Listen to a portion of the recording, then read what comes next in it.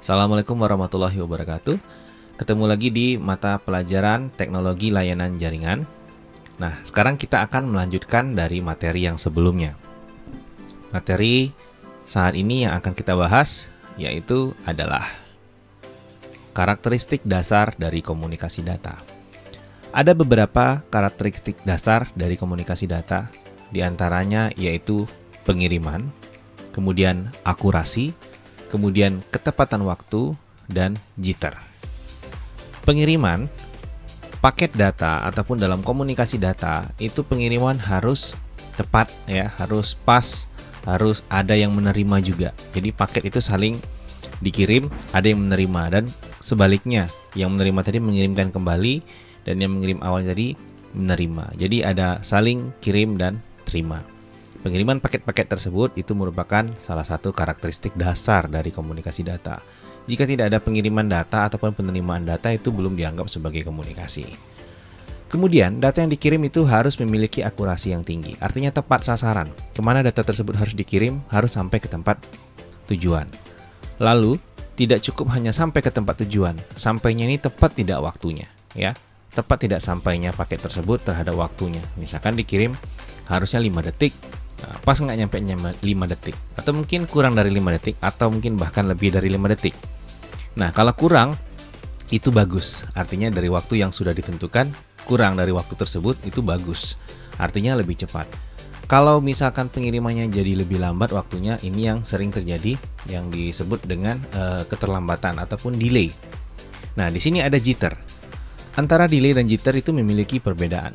Kalau delay itu adalah keterlambatan waktu. Semestinya dia terkirim dalam waktu 5 detik, tapi mungkin dia terkirim dalam waktu 4 detik. Periode berikutnya dia harusnya terkirim 5 detik lagi, terkirim jadi 3 detik, ataupun terkirim jadi 7 detik. Artinya keterlambatan waktunya terjadi. Sementara jitter itu adalah variasi keterlambatan waktunya. Ya, pengiriman pertama mungkin terlambat 2 detik, pengiriman berikutnya terlambat mungkin 5 detik. Terus pengiriman berikutnya lagi mungkin terlambat 7 detik. Nah, itu variasinya disebut dengan jitter. Sementara delay itu sendiri adalah keterlambatan waktu pengiriman dan penerimaan paket data. Kemudian berikutnya, teknologi jaringan komunikasi.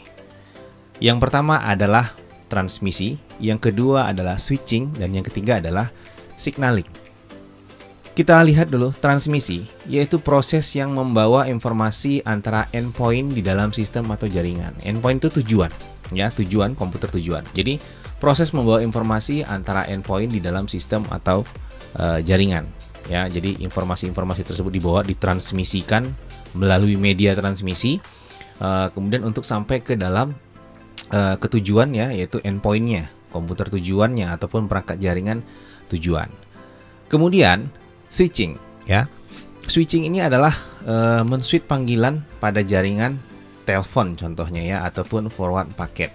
Misalkan begini, ketika kita menelpon. Nah, ketika kita menelpon tersebut dari smartphone kita, itu termasuk sebuah perangkat jaringan, ya. Smartphone seperti ini, misalnya itu termasuk sebuah perangkat jaringan, dimana ketika kita menelpon ke nomor tujuan, kita tidak langsung dihubungkan ke nomor tujuan tersebut. Kita dihubungkan dulu ke operator dari BTS kita terdekat. Nah, itu switching. Switch ke BTS kita terdekat, switch ke servernya lagi yang lebih dekat lagi, sehingga sampai ke server pusat.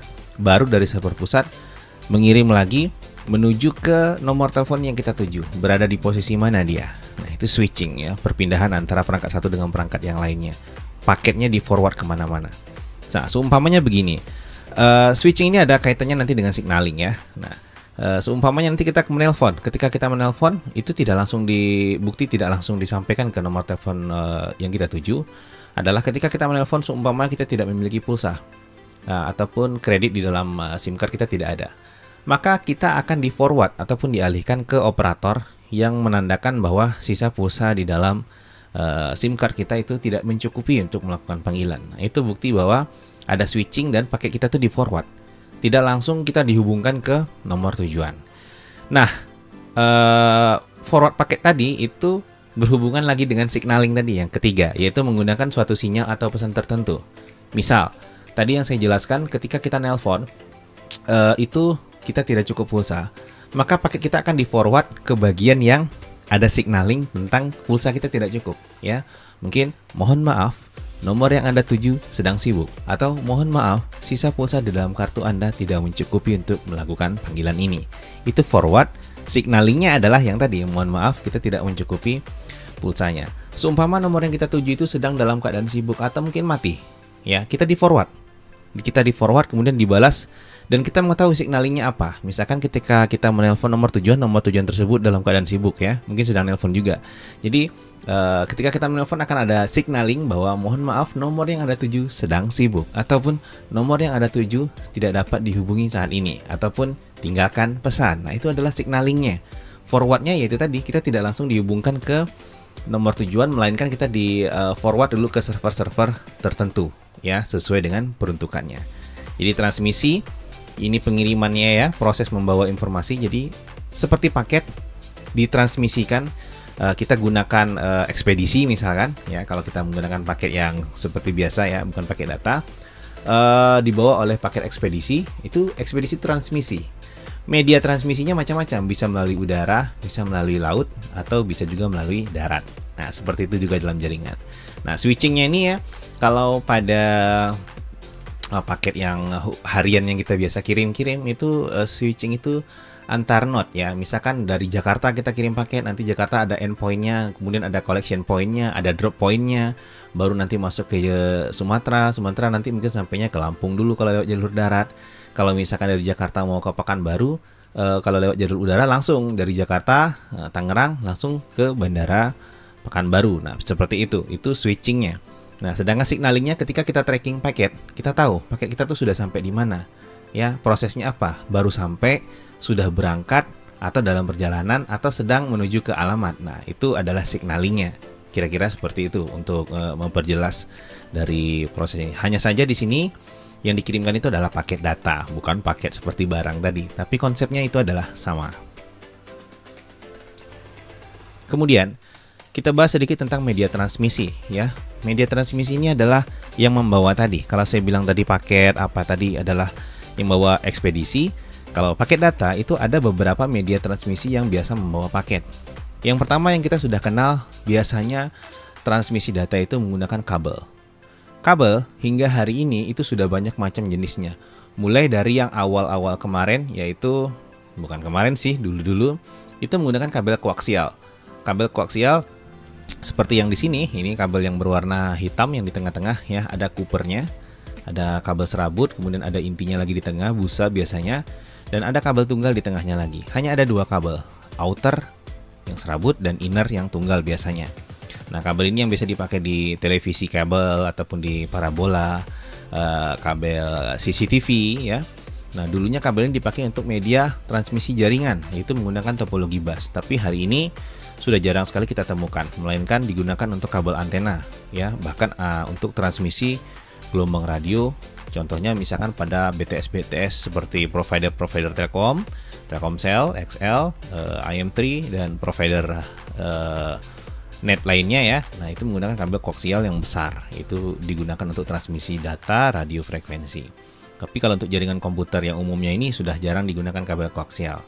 Kemudian berikutnya ada lagi kabel UTP, ini yang paling sering kita gunakan, yaitu ada tipe straight, yaitu silang, straight itu lurus, ya. Dan cross itu silang, antara ujung satu dan ujung lainnya itu berbeda. Ini yang paling sering kita gunakan, atau istilahnya orang sering nyebutnya kabel LAN, ya, ataupun kabel LAN, Local Area Network. Ini paling sering kita lihat, itu paling sering digunakan. Kemudian lagi yang terakhir yang paling banyak digunakan hari ini, dan mungkin saya rasa beberapa tahun kemudian atau bahkan mulai dari hari ini sudah banyak yang bermigrasi, itu menggunakan kabel fiber optik ataupun kabel serat kaca. Kabel ini di dalamnya memang bahannya adalah serat-serat kaca yang tipis yang dilindungi oleh copper sehingga tidak mudah tertekuk, ya. Pantangannya kabel fiber optik ini adalah tidak boleh tertekuk, karena kalau dia sudah tertekuk maka dia akan patah. Kalau sudah patah, karena transmisinya menggunakan cahaya, cahaya satu memantulkan ke kabel yang terbuat dari kaca sehingga sampai ke tempat tujuan. Kenapa dia bisa cepat? Karena dia menggunakan kecepatan cahaya. Kecepatan cahaya itu sangat cepat sekali, bahkan lebih cepat dari kecepatan suara. Contohnya ketika ada petir, gemuruh petir, kita mendengar suara gemuruh, terus tidak lama kemudian kita melihat ada kilatan cahaya Beberapa detik kemudian baru kita dengar suara dentuman petirnya ataupun ledakan dari petirnya. Jadi artinya cahaya yang dulu nyampe sebenarnya itu udah tersambar, hanya gelombang suaranya belakangan datang.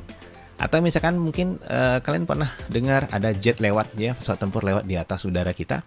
Ketika jet tersebut lewat, ketika kita mendengar suaranya ada jet lewat, kita melihat ke langit itu tinggal asapnya doang, jetnya udah hilang ya. Jadi kecepatannya lebih duluan, suaranya belakangan. Nah, seperti itu. Maka digunakan fiber optik karena dia menggunakan kecepatan cahaya untuk memantulkan transmisi dari data tersebut sehingga cukup cepat. Ini yang paling banyak digunakan hari ini dan rata-rata jaringan hari ini sudah akan bermigrasi dan bahkan sebagian besar sudah bermigrasi menggunakan fiber optik. Ya, semenjak misalkan kalau dari jaringan seluruh kita menggunakan 3G, mulai dari 3G, 4G, 4G Plus, dan sekarang di Indonesia sudah ada 5G. Ya, di kota Jakarta dan beberapa kota besar lainnya itu sudah masuk 5G dan kecepatannya cukup ya, sampai 100, ada yang coba juga 200-300 megabit per second untuk kecepatannya, sangat cepat sekali. Kemudian lagi media transmisi yang lainnya selain kabel tadi ada koaksial, ada UTP, STP dan teman-temannya, dan ada fiber optik. Ada lagi transmisi menggunakan radio frekuensi ataupun gelombang radio. Contohnya seperti itu. Kalau kalian sering lihat ada yang masang wifi, ada seperti ada kuali sebagai pemancarnya, bukan kuali sih sebenarnya, itu transmitter ya. Itu antena, yang seperti kuali itu sebenarnya antena.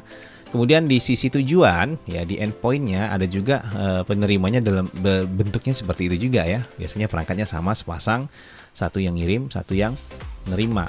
Nah, itu bentuknya kuali, itu reflektornya ya, antenanya. Jadi supaya sinyal yang dikirimkan itu gelombang elektromagnetik itu fokus, sifatnya seperti parabola.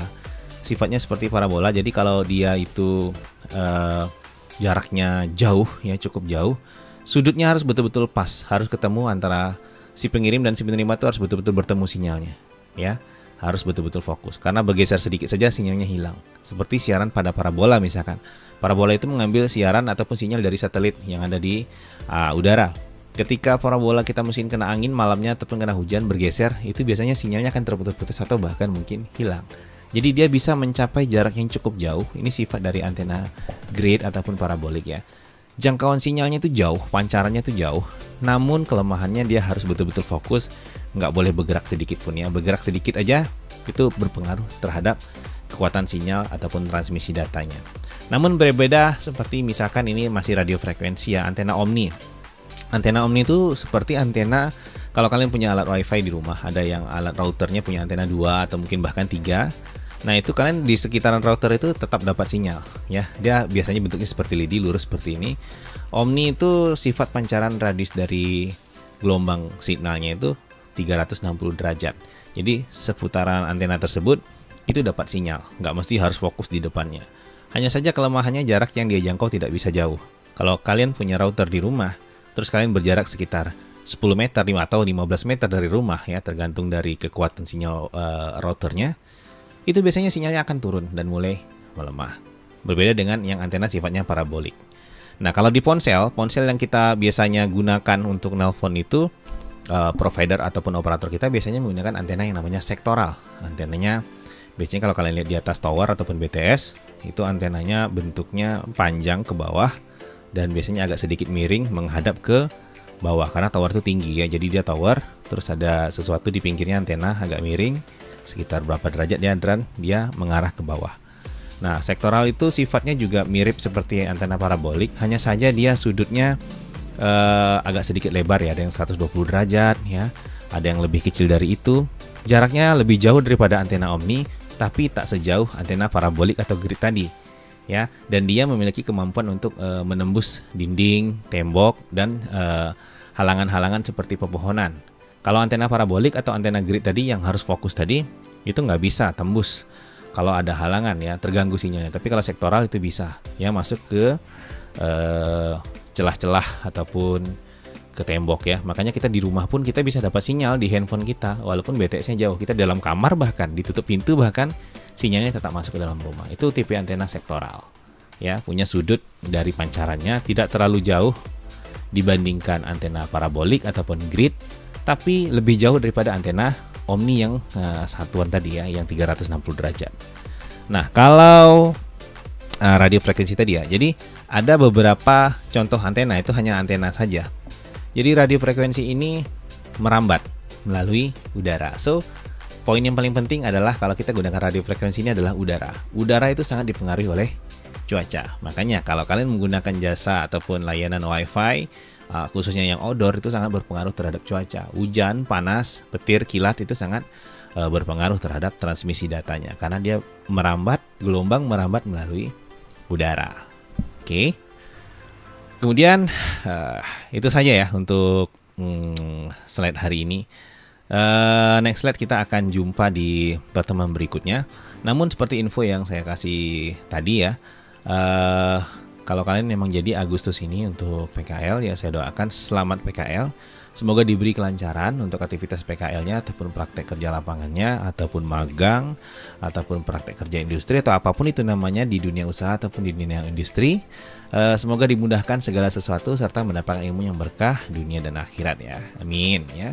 Jadi semoga nanti kita bisa ketemu lagi setelah nanti kalau kalian pulang dari PKL atau magangnya. So, jika ada pertanyaan di materi yang kali ini, nah silakan kalian tulis di komentar Google Classroom maupun di kolom komentar YouTube, silakan saja. Kalau misalkan belum terrespon, silahkan langsung japri melalui WhatsApp grup ataupun WhatsApp pribadi. Itu saja kali ini. Saya mau resume dulu sebelum saya tutup ya. Yaitu yang pertama tadi tentang karakteristik dasar komunikasi data, ada 4, yaitu pengiriman, akurasi, ketepatan waktu, kemudian jitter. Ya, jitter ini adalah variasi dari delay.